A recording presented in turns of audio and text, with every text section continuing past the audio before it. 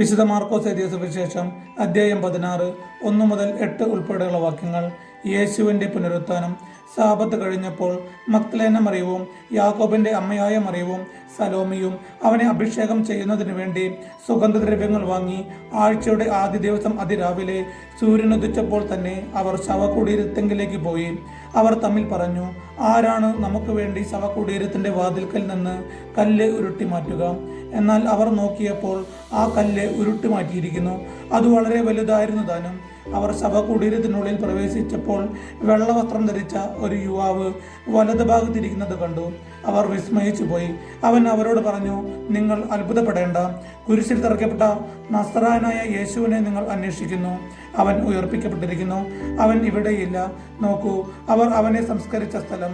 നിങ്ങൾ പോയി അവന്റെ ശിഷ്യന്മാരോടും പത്രോസിനോടും പറയുക, അവൻ നിങ്ങൾക്ക് മുമ്പേ ഗലീലയിലേക്ക് പോകുന്നു. അവൻ നിങ്ങളോട് പറഞ്ഞിരുന്നത് പോലെ അവിടെ വെച്ച് നിങ്ങൾ അവനെ കാണും. അവർ ശവകുടീരത്തിൽ നിന്നു പുറത്തിറങ്ങി ഓടി. എന്തെന്നാൽ അവർ പേടിച്ച് വിറയ്ക്കുകയും ആശ്ചര്യപ്പെടുകയും ചെയ്തിരുന്നു. അവർ ആരോടും ഒന്നും പറഞ്ഞില്ല. അവർ അത്യന്തം ഭയപ്പെട്ടിരുന്നു. നമ്മുടെ കർത്താവായ യേശുവിന്റെ സ്തുതി.